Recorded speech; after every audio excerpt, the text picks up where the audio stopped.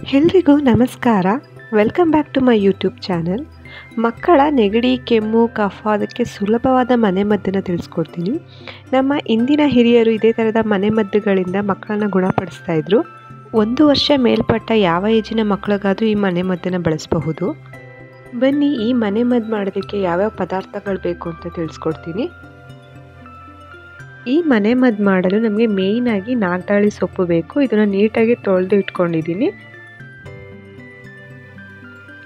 7 ರಿಂದ 8 ತುಳಸಿ ಎಲೆಗಳನ್ನ ತೊಗೊಂಡಿದ್ದೀನಿ. ಎಳೆ ತುಳಸಿ ಎಲೆನ ತೊಗೊಂಡ್ರೆ ತುಂಬ ಒಳ್ಳೆಯದು.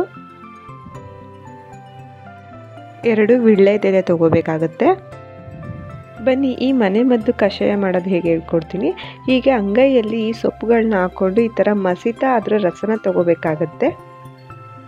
ಇದಕ್ಕೆ ಯಾವುದೇ ಥರದ ನಾವು ನೀರನ್ನು ಸೇರಿಸ್ಕೊಂಡಿಲ್ಲ. ಜಸ್ಟ್ ಎಲ್ಲ ಸೊಪ್ಪುಗಳನ್ನು ತೊಳೆದುಕೊಂಡು ಕೈಯಲ್ಲಿ ಹಾಕ್ಕೊಂಡು ಮಸಿಯೋದ್ರಿಂದಲೇ ನಮಗೆ ಫ್ರೆಶ್ ಆಗಿರೋಂಥ ಅದರ ರಸದ ಕಷಾಯ ಸಿಗುತ್ತೆ.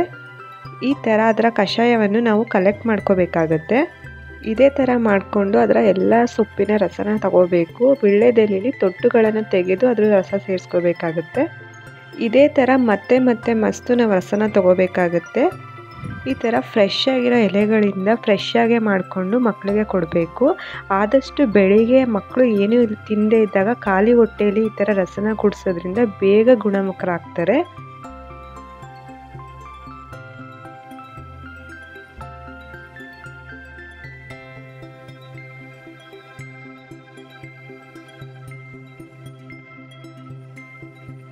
ನೋಡಬಹುದು ಈ ಥರ ನಾವು ಆ ಕಷಾಯನ ಶೇಖರಿಸ್ಕೋಬೇಕಾಗತ್ತೆ ಫಸ್ಟು.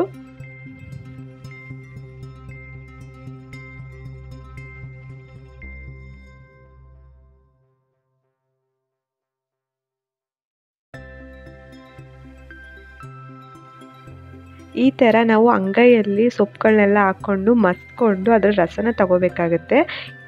ಇದಕ್ಕೆ ಯಾವುದೇ ನೀರು ಜೇನುತುಪ್ಪನ ಮಿಶ್ರಣ ಮಾಡದೆ ಡೈರೆಕ್ಟಾಗಿ ಮಕ್ಕಳಿಗೆ ಇದನ್ನೇ ಡೈರೆಕ್ಟಾಗಿ ಕುಡಿಸ್ಬೇಕಾಗತ್ತೆ.